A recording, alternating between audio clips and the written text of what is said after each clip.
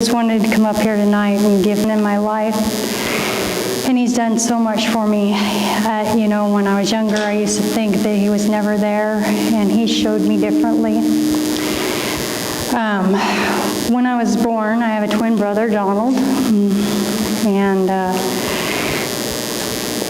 mine and his dad had died when we were 3 or 4 years old. I vaguely remember him, but I remember his love, and he had a lot of love for me.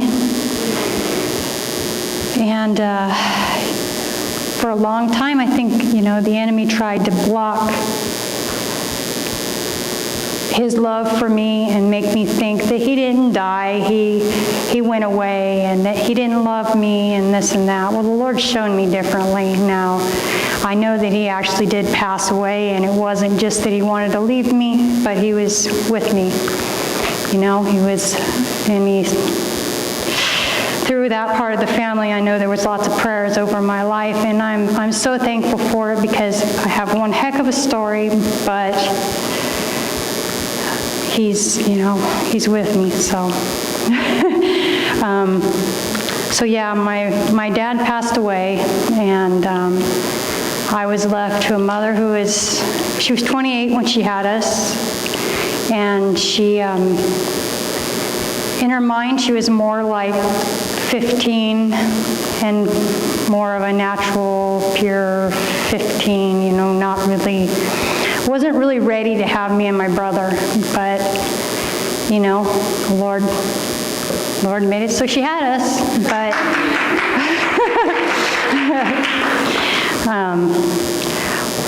and also I almost died at birth, so I was kind of the Lord had a calling on my life. I was strangled by my mom's umbilical cord. When I finally came out 10 minutes after my brother,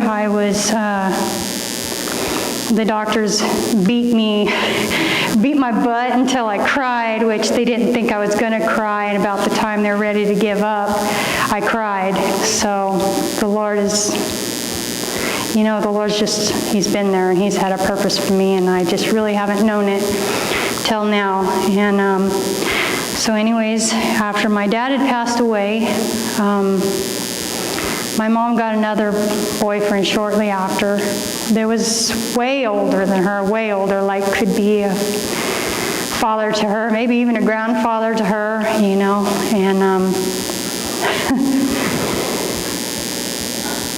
hold on a second, I almost lost it there.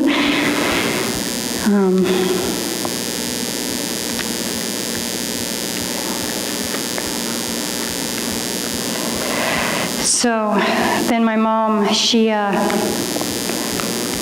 like I said, she got with this guy that was way, way older than her and stuff. And this guy molested me from 3 years old on to 11.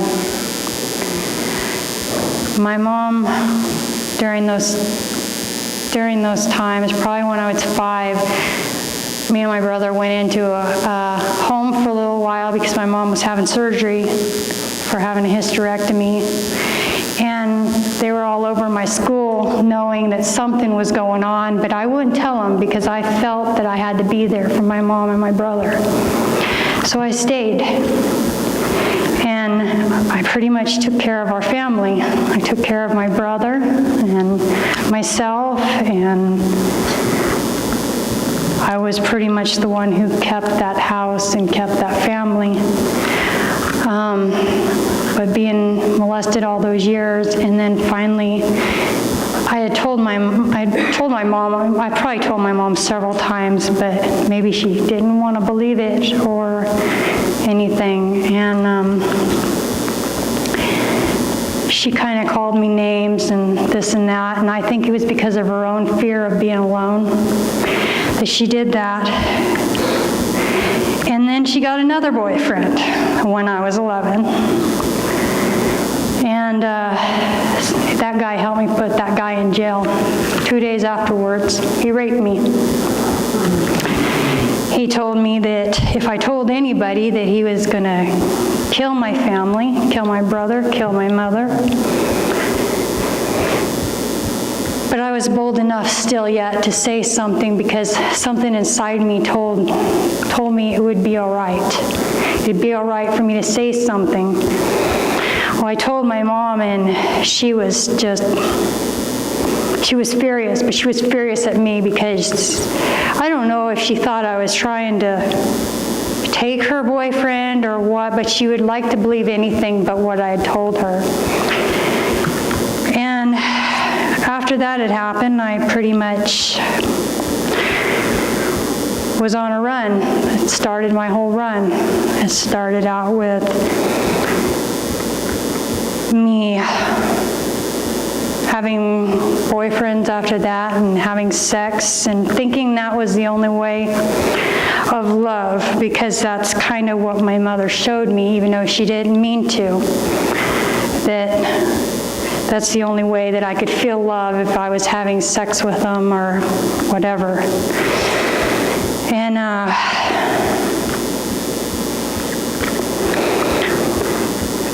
I just want to tell these teenagers, they don't need to be having sex to feel love if they don't feel the love of the Lord in them, because He will show you all the love you need.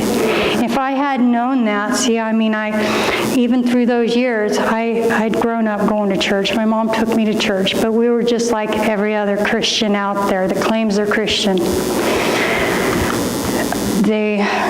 We were just Sunday Christians, but I always felt there was something more, and I was actually starting to become close to knowing that there was somebody watching over me, even through all that.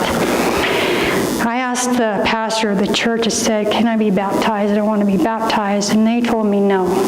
Nope, you can't be baptized. And then I felt really worthless and felt like I can't even be baptized. And they wouldn't tell me why. But, then I started going into drinking at 11, sex and drinking and drugs. And it just kept leading deeper and deeper than that.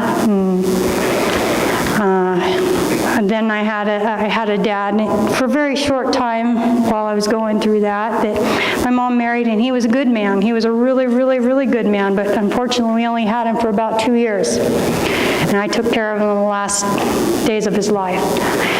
And, I felt like the Lord blessed me with him, but then I lost him, and then I lost all hope. And so I ended up with a guy that was my first husband at 16, but I was with him from 12 on. And I was put in a foster home for a little while because people got word of my drinking and my seeing men and things like that they finally had no choice but to take me away. So they took me away, and I kept running back home because I felt the urge that I needed to protect my mom and my brother. Well, they would come and get me every time because my mom would call.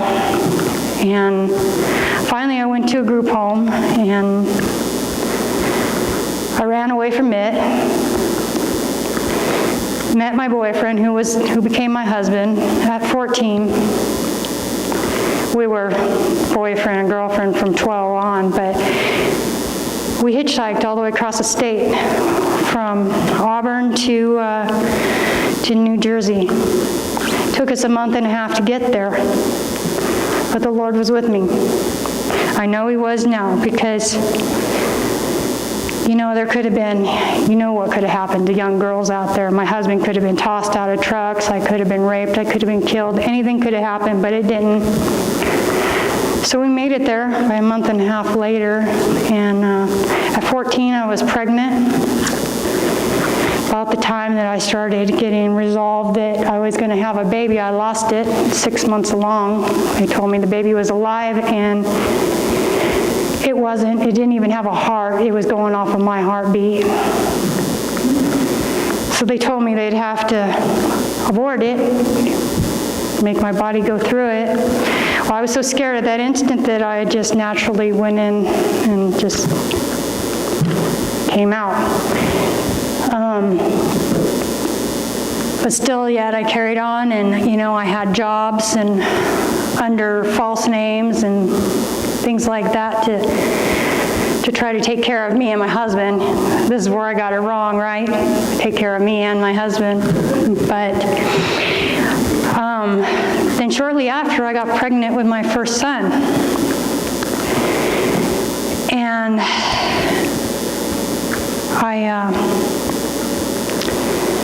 my husband was cheating on me, and come to find out he was getting into devil worshiping and tried to bring me into that. Matter of fact, I had my son, and there was nights that I'd sit there and I'd see evil spirits around my son, and he'd be laughing hysterically, and I'd be praying. I don't know how I knew to pray, but I did. And every time, those ugly spirits would move off of my son. Even though that I didn't fully know Jesus, but I knew enough to pray. But I didn't leave him then. I came back to California to my mother because I found out that she had cancer and that we didn't know if she was going to live. So I decided right then and there that I was going to forgive her for everything that she had done and put me and my brother through.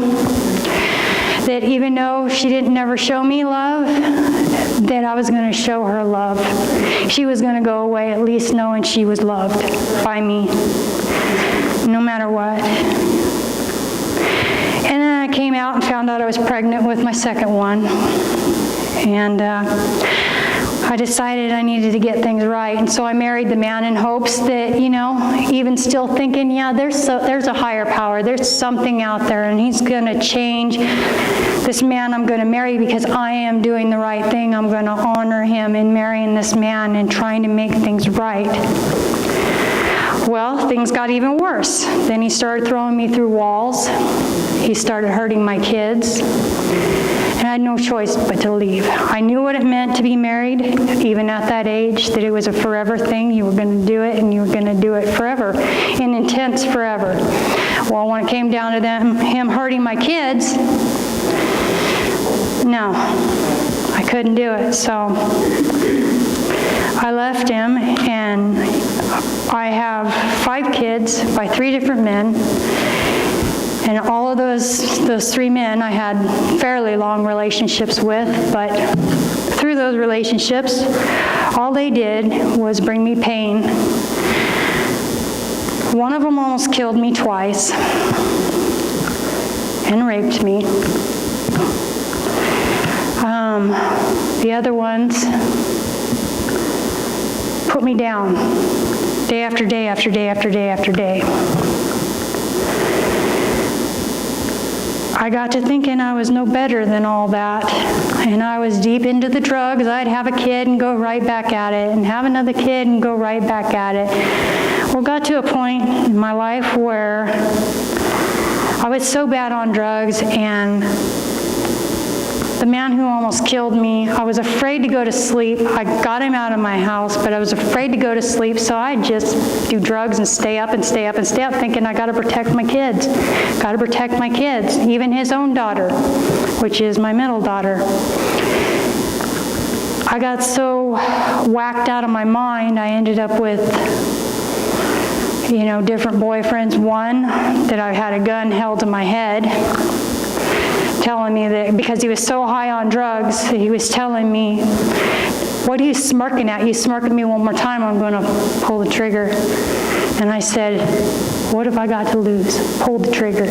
Go ahead, pull the trigger." And he came to his senses, and I say, "That's the Lord. That's the Lord." I have watched a friend of mine who person I had to count on when everything went awry in my life, watched him almost be killed and his family, and I stopped it. Lord was with me then too. So I've had a really, really, really rough road, and sometimes wondered why. Why has it been so rough? And but the Lord has shown me over this last year and a half, and I've been through some major, major trials, The Lord's blessed me in a lot of ways because I had a vision in November the 3rd, 2017, where I was on my knees and I was just pleading for the Lord to help me because I was ready to give up. Everything was against me. My health kept going down. I felt like I had nothing to believe in. As a matter of fact, I was to a point where it's either you got to help me, Lord, or take me out. And this is while I've been here. And I prayed and I said, Lord, I'm not going to stop until you give me an answer, until you show me that you are really real. And he did, and he had me write this down. And so I'm going to read it to you as it is, and I'll explain it afterwards. The Lord showed me today the hurt he feels when I hurt. And he showed me how big he is, but yet how his hand still fits in mine perfectly. I've asked him in fully and given him the key to everything that stopped me from being my very best. I am the beloved daughter of his. He was bottling up my tears, and bottling up all my tears. I seen the holes in my life, black holes in my life, and he was filling them with light. Those are the places that maybe I didn't even know I had, but he opened them up, and I allowed him to. Letting me know his blood covers it all. I need to stop fighting with all of my strength and start fighting with his. For in his word there is power, and he is living in me. Well, that day he showed me in a vision as I was praying. It was like I had left and went up with him, and he showed me that he was with me through my whole life. He also let me know that all the hurt and all the questions I had, why me, Lord? Why did all this happen to me? First off, that I was strong enough to handle it. Second off is we're in a fallen world full of sin,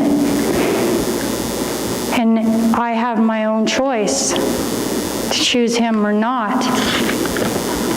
He couldn't protect me from everything, but he could help me through it. And he showed me a vision of me with ponytail, whatever you call them. And I was walking with him, holding his hand, and he just kept getting bigger and bigger and bigger. That just, it was just a thing of showing me his love, showing how big he is, that I didn't have to feel alone or be alone, and that he was always with me. He showed me from piggy tails all the way up to teenage years to now, and to that very moment where I was standing there saying, Lord, you got to help me. This is it. You got to help me. I don't know what to do. The devil was putting temptations on me and all kinds of stuff, and he just showed himself so boldly in my life and showed me. I felt, he didn't even have to tell me. I felt the love when I looked into his eyes. For the first time that I ever felt in my life, I felt his love. And I felt love like I never knew. And he's also, I just want to tell these kids that you don't have to go through any of this. You don't have to fight the battles I fought. You guys are lucky. You have a church that expresses the Lord to you, that shows you the Lord. They'd be more than willing, if you don't have the Spirit guiding you in your everyday, let somebody here teach you, because they taught me. They taught me how to fight with the Spirit and have the Spirit in me and working in me and through me enough that literally it's been the joy of the Lord is my salvation. And I haven't had a lot of joy, but I tell you what, he hasn't let me get that far ever again. He's given me that joy. That joy, even if it was a joy for a minute, it was enough to keep me hanging on, And he wants you kids to know, you kids and anybody that's ever been hurt, you young adults, you just trust in him and you let him be your guide. If your heart tells you not to do something, don't do it. The Lord wants you to have ears to hear what He's saying to you today. Don't reject Him any longer, but give your hearts fully over to Him. Trust Him with everything. And for me, I had no trust for nobody or nothing. I have a husband sitting right there that the Lord has blessed me with. And we weren't always blessed because we came into this relationship and we drank. We drank. And boy, we were just like two peas in a pod and always have been in a lot of ways. We're either all good or all bad,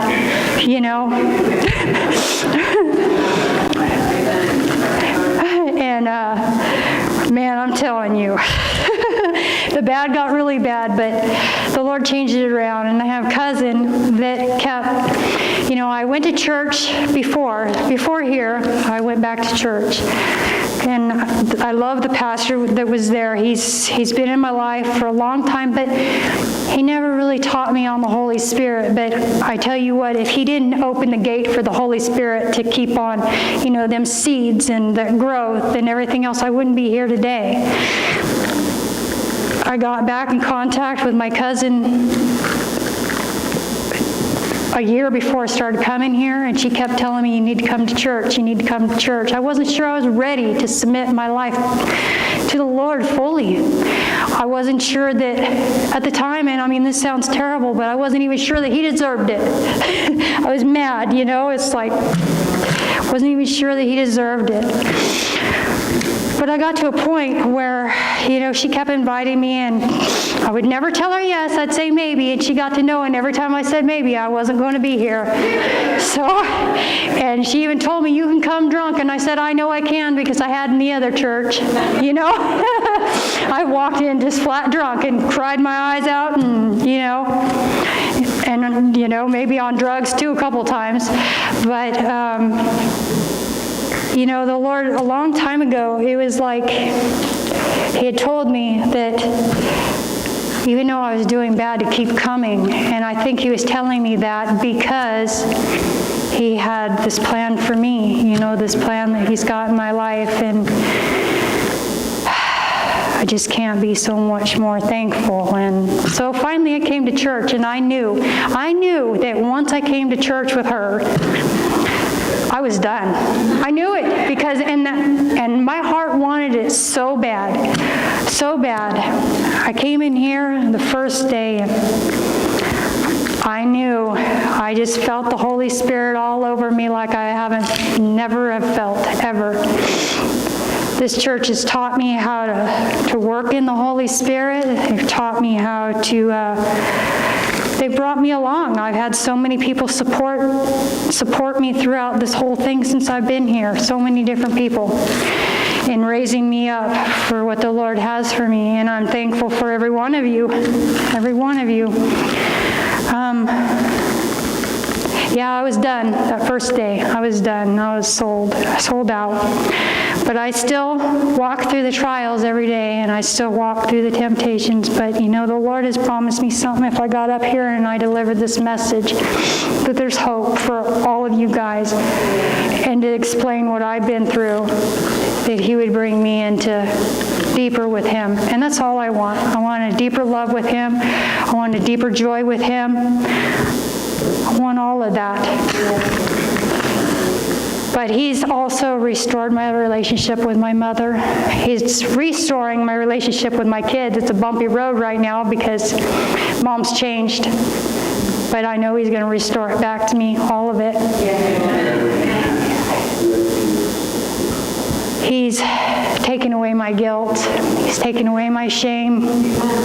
So that I can stand here before all of you guys today and tell you there's hope.